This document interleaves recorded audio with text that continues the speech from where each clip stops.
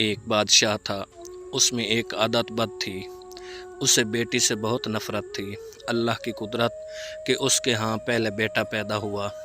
اسے اپنا بیٹا بہت عزیز تھا، بہت ناز و نام اور لاڈ پیار سے اس کی پرورش ہو رہی تھی۔ چند سال بعد ملکہ پھر امید سے ہو گئی۔ ولادت کے دن قریب تھے، لیکن بادشاہ سلامت کو کسی دوسرے بادشاہ کی دعوت پر ملک سے باہر جانا پڑا۔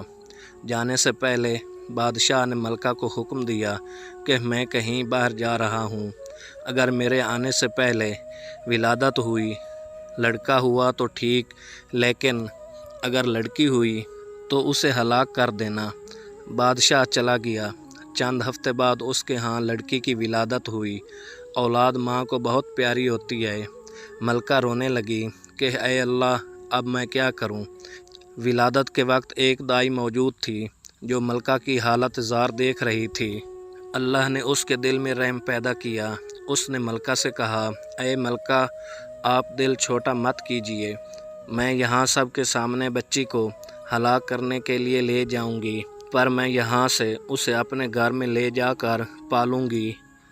اگر آپ کسی طرح سے بچی کے لیے خرچ وغیرہ بھیجتی رہیں گی تو آپ کی بچی خوشحال اور آسودہ ہوگی، وگرنہ مجھ غریب کو جو نصیب اس سے اسے بھی پالنے کی کوشش کروں گی۔ ملکہ نے کچھ سونا چاندی زیور وغیرہ بچی کے واسطے تھما دیے، بچی کو اس کے حوالے کیا۔ محل میں یہ بات پھیلائی گئی کہ دائی نے بچی کو لے جا کر ہلاک کر دیا ہے، جبکہ دائی نے شہزادی کو اپنے گھر لا کر پورے ناز و نام سے اس کی پرورش شروع کر دی۔ جب بادشاہ اپنے سفر سے واپس آیا تو اسے یہی احوال سنایا گیا کہ آپ کے جانے کے بعد بچی کی ولادت ہوئی اور آپ کے حکم کے موجب اسے ہلاک کر دیا گیا۔ بادشاہ اپنی بد عادتی کے باعث خوش ہوا۔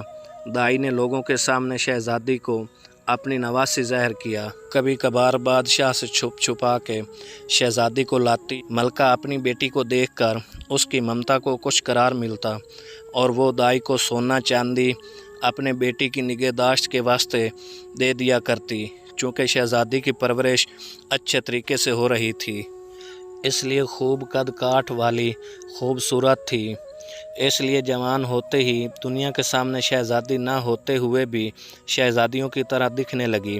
ایک دن بادشاہ کی سواری شہر سے گزر رہی تھی۔ اس وقت شہزادی اور دائی بھی اسی راستے سے گزر رہی تھی۔ بادشاہ کی نظر شہزادی پر پڑی۔ پوچھا، یہ کون ہے؟ وزیر نے کہا، یہ اس بیچاری عورت کی نواسی ہے۔ بادشاہ نے حکم دیا، مجھے یہ بہت پسند آئی ہے، کل اس کے گھر میرے لیے رشتہ لے کر جانا۔ چونکہ حقیقت کا کسی کو پتہ نہیں تھا، اس لیے دوسرے دن وزیر، وکیل وغیرہ دائی کے گھر بادشاہ کے لیے اس کی نواسی کا ہاتھ مانگنے گئے۔ اب دائی کے اوسان خطا ہو گئے کہ یا اللہ، اب کیا کروں؟ اس نے صاف انکار کرتے ہوئے کہا، میں ایک غریب ہوں، میری نواسی بادشاہ کے لائق نہیں، اور نہ ہی بادشاہ کا کسی غریب سے رشتہ جوڑنا صحیح ہے، اس لیے دوبارہ اس سلسلے میں میرے گھر مت آئیے گا۔ بادشاہ خود تو نہیں آیا، لیکن دائی کے گھر رشتے کے لیے بہت سے بندے بھیجے۔ سب نے دائی کو بہت منت سماجت کی، لالچ دیے، دھونس دھمکی دی، لیکن دائی ٹس سے مس نہیں ہوئی۔ تب بادشاہ نے حکم دیا کہ دائی کو پکڑ کے خوب سزا دے دو تاکہ وہ رشتے کے لیے مان جائے۔ سپاہی دائی کو پکڑ کر بادشاہ کے سامنے لائے اور انہوں نے اسے خوب کوٹ کوٹ کر پیٹنا شروع کیا۔ سپاہیوں نے دائی کو کپڑے کی طرح نچوڑ کے رکھ دیا۔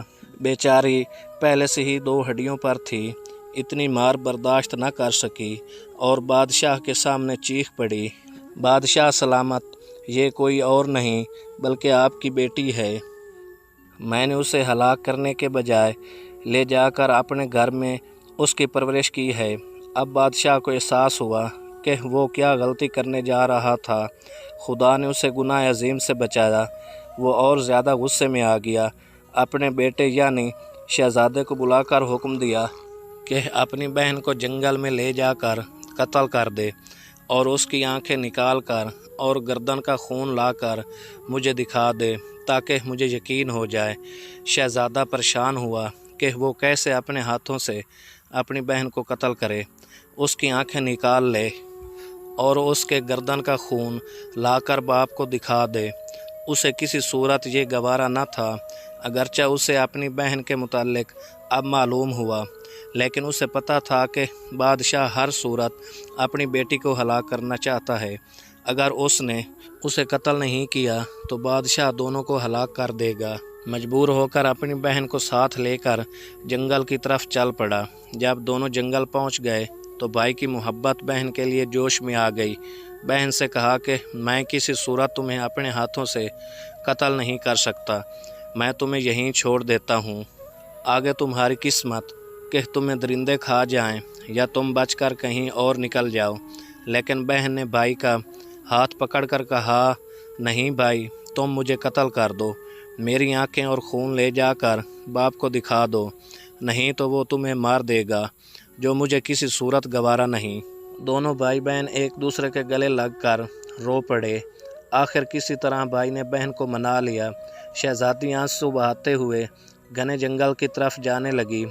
आखिरी बार पलटकर भाई को देखा और जंगल में घुस गई। उसके बाद शहजादे ने इधर उधर से ढूंढकर एक हिरन का शिकार किया, उसके गर्दन का खून निकाला और आंखें निकाल कर ले जाकर बादशाह को दिखा दी। बादशाह ने आईना मंगवाया, उसमें इन आँखों को और अपनी आँखों को गौर से देखा। जब उसको यकीन हो गया कि आँखों का रंग एक ही है, तब उसे तसल्ली हुई। मलका ने किसी तरीके से शहजादे को बुलाकर उससे बेटी के मुताल्लिक पूछा। शहजादे ने माँ के सामने सारा अहवाल गोश गुजार कर दिया। मलका ने मुंह आसमान की तरफ करके हाथ ऊपर उठाए और बेटी के लिए दुआ मांगी कि ऐ अल्लाह, तू मेरी बेटी की हिफाजत कर और उसे किसी अच्छी जगह पार लगा।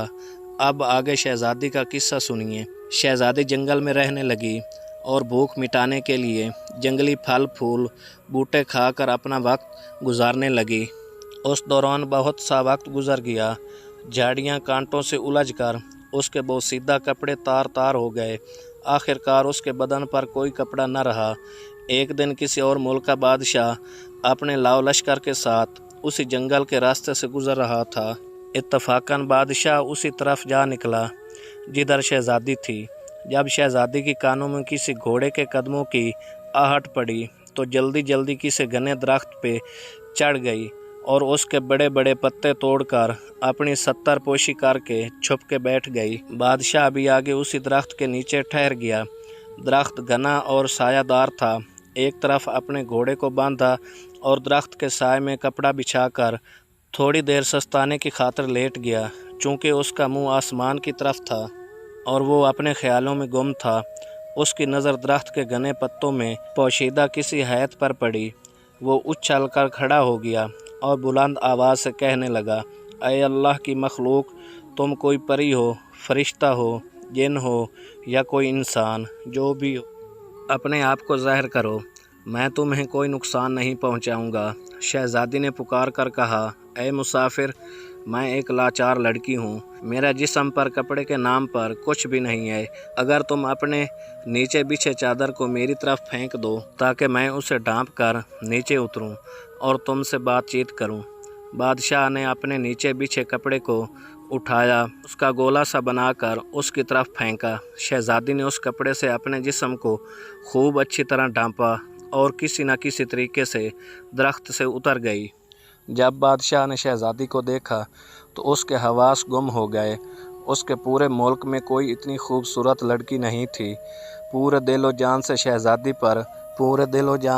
शहजादी पर फरीज़ा हो गया।